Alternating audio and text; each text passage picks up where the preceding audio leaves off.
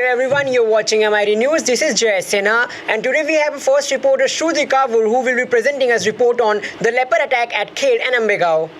3 persons, including 2 women, were injured in 3 separate incidents of leopard attacks in Khed and Ambegaon talukas of Pune district on Tuesday night and Wednesday early morning.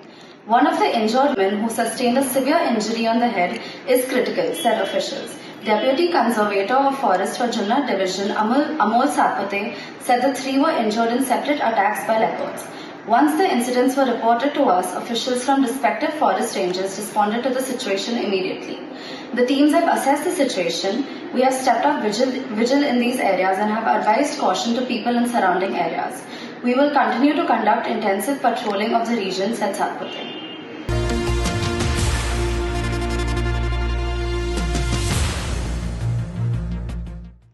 Thank you, Shruti. Now we have next report coming up by Spanish Tairani on the Yasin Malik case, where he pleaded guilty to all the charges comes under Unlawful Activities Prevention Act on Tuesday.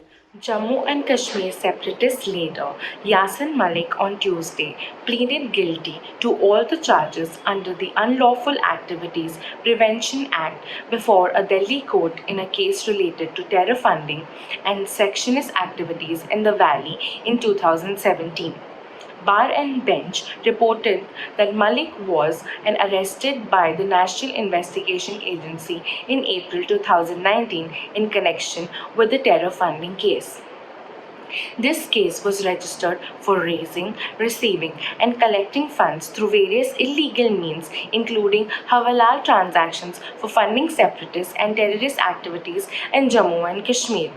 The agency had said in a very first information report that Jammu and Kashmir, the Agency of Information, was that the leader on Tuesday pleaded guilty to charges under Section 16 Terrorist Act, 17 raising funds, 18 conspiracy to commit terrorist act, 20 being member of terrorist gang or organization of the unlawful activity conspiracy, and 124A sedition.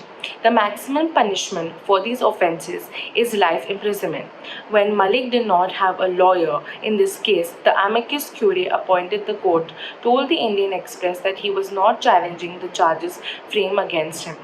These included Farooq Ahmed Dhar, Shabir Shah, Masrat Alam, Muhammad Yusuf Shah, Aftab Ahmed Shah, Altaf Ahmed Shah, Naeem Khan, Muhammad Akbar Kandai, Raja Mehrujuddin Khalwal, Bashir Ahmed Butt, Zaroor Ahmed Shah Watali, Shahbir Ahmed Shah, Abdul Rashid Sheikh, and Neville Kishore Kapoor.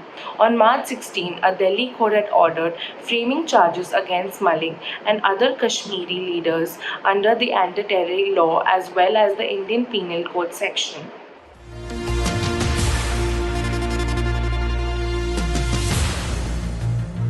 Thank you, Spanish sir. Here is the next report by Akriti Tyagi on revised interest rates on bulk deposit by SBI. From today, SBI will raise interest rates on bulk term deposits, with the exception of the 7 to 45 day tenure. SBI has raised interest rates on bulk term deposits of 2 crore and above. The rate for the 46 to 179 day tenure has been increased to 3.50% from 3%, and the rate for the 180 to 210 day tenure has been adjusted to 3.50% from 3.10% effective May 10. Thank you.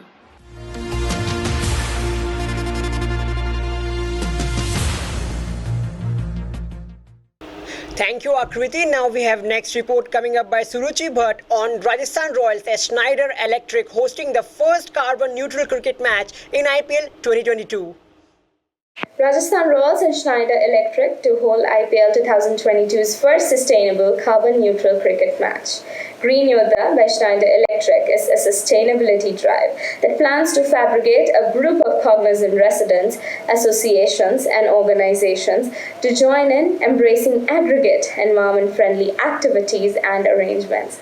Rajasthan Royals consents to becoming a Green Yodha and to opt a crucial part in transforming cricket into a game that welcomes environment. The carbon impression of cricket has expanded throughout the years, attributed to broad air travel by groups and fans. Expansion in water utilization for the pitches, wastage of food, plastic waste reduction, power utilization has also played a role. Henceforth, Schneider Electric and Rajasthan Royals have taken on to implement to decrease this carbon impression with an excellent advance of a carbon neutral match. While a normal IPL cricket match transmits around 10,000 tons of carbon dioxide equivalent, and Schneider Electric vows to balance this carbon emission generated during the Rajasthan Royals versus Delhi Capitals on the May 11, 2022 by planting around 17,000 trees in the next 6 months.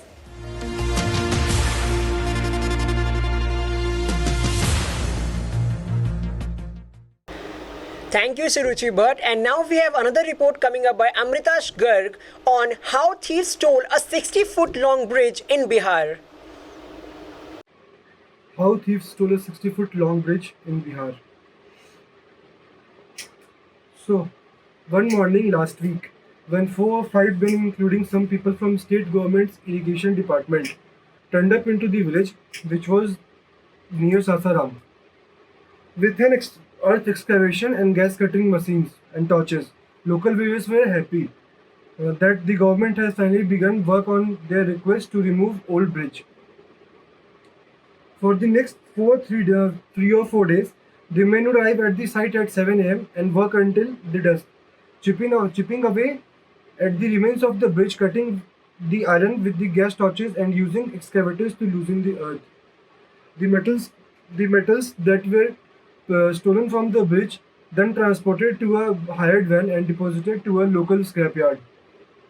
No one suspected that it was a heist. Local journalist Jitendra Singh, who lives just 200 meters from the bridge, told this whole incident to BBC. I go for a morning walk every day, and last week I saw the man working at everyone else in the village saw them too working, he added.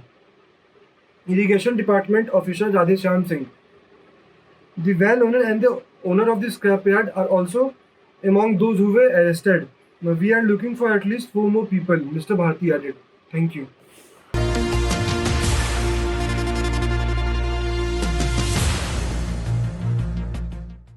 Thank you, Amritash. And now we have a final report by Aryan Singh on the consequences of extreme heat wave in India and Pakistan. An extreme heat waves in India and Pakistan has left more than a billion people in one of the most densely populated part of the world, facing temperature well above 40 degrees Celsius all through the has not broken all-time record for the reason the hottest part of the year is yet to come. Throughout, the heat waves is already testing people's ability to survive and has led to crop failure and power blackout.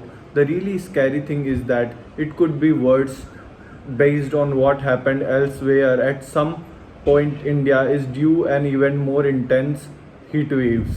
In fact, we highlighted India as a region with a particular low greatest historical extreme.